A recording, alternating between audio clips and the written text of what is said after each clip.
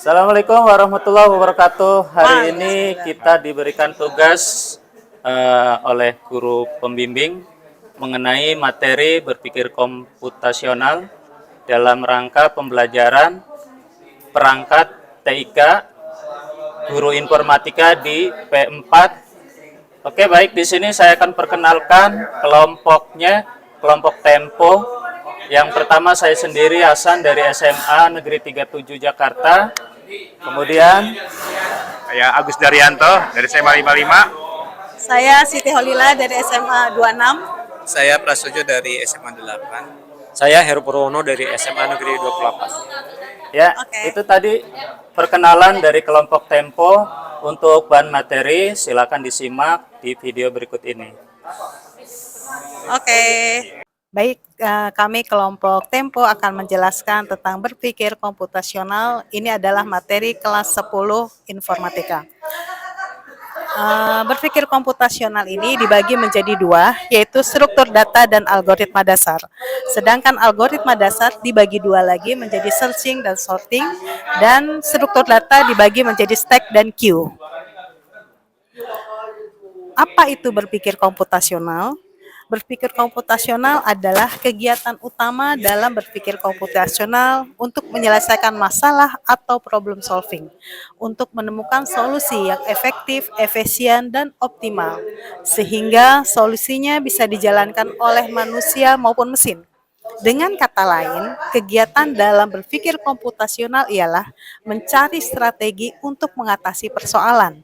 Persoalan apa yang diselesaikan? Sebetulnya hampir semua persoalan sehari-hari yang mengandung konsep komputasi sehingga bisa diselesaikan dengan bantuan mesin komputer. Berpikir komputasional itu sendiri ada 4 fondasinya. Yang pertama adalah abstraksi, yang kedua algoritma, yang ketiga dekomposisi, dan yang keempat adalah pengenalan pola. Kita akan beranjak ke fondasi berpikir yang pertama. Oke, kita lanjut. Bagian pertama itu abstraksi. Yang pertama itu menyarikan bagian penting dari suatu permasalahan dan mengabaikan yang tidak penting, sehingga memudahkan fokus pada solusi.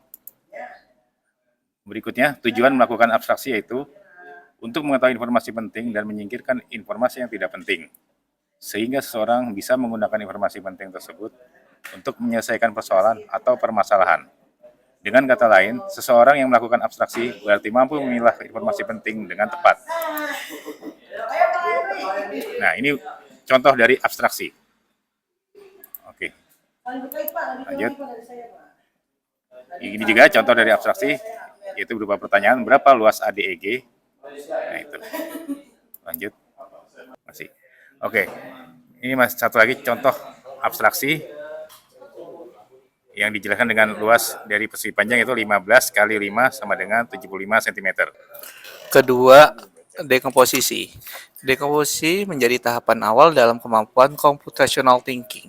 Dekomposisi berarti metode atau cara untuk memecahkan suatu masalah yang kompleks ke dalam bagian kecil agar lebih mudah dipahami dan diolah. Jika terdapat masalah yang kompleks dan rumit, tidak didekomposisi, maka masalah tersebut akan sulit untuk dipahami dan diselesaikan. Berikut adalah contohnya untuk dekomposisi. Misalkan kita punya masalah dan bagaimana cara untuk mendapatkan solusinya. Nah, di dekomposisi ini kita akan menjadi keterampilan untuk memecahkan masalah menjadi komponen-komponen lebih kecil agar bisa diselesaikan dengan lebih mudah. Nah, contoh di kehidupan sehari-hari, misal ketika kita jadwal pelajaran Senin, Selasa, Rabu, Kamis, Jumat, atau Sabtu. Nah, itu kita dekomposisinya, dipecah-pecah. Nggak mungkin kan selama 1 minggu kita hafal terus. Nah, ini adalah pembagian jadwalnya adalah di Senin ada jadwal, Selasa ada jadwalnya sendiri, Rabu, Kamis, Jumat, dan Sabtu.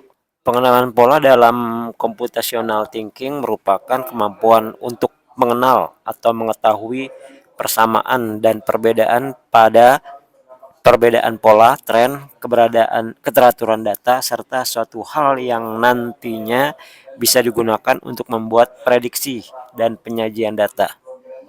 Pengenalan pola persoalan generalisasi, serta mentransfer proses penyelesaian persoalan ke persoalan lain yang sejenis. Contoh rekognisi mengenai pola. 2. Rekognisi mengenai pola. 3, 6, 9, 12, 15. Ya, selanjutnya berapa? Berapa bilangan ke berikutnya? Berapa bilangan ke 6? Maka kita harus kenali polanya. Berikutnya adalah algoritma. Contoh dari algoritma seperti ini. Ya, dari bentuknya ya awal, kemudian di sini mulai proses sampai dengan akhir atau outputnya.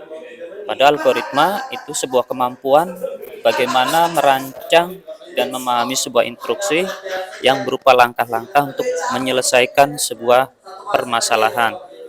Contoh, jika kita cara makan, maka yang pertama adalah ambil piring dan ambil sendok.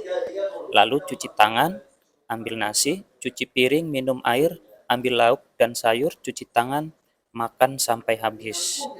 Kemudian yang berikutnya bisa juga ambil piring sama sendok, cuci piring, cuci tangan, ambil lauk dan sayur, cuci tangan, makan sampai habis, minum air, ambil nasi.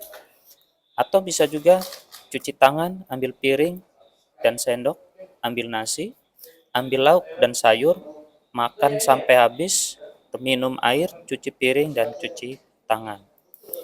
Nah, sekian presentasi dari kelompok Tempo. Semoga video ini bermanfaat. Wassalamualaikum warahmatullahi wabarakatuh.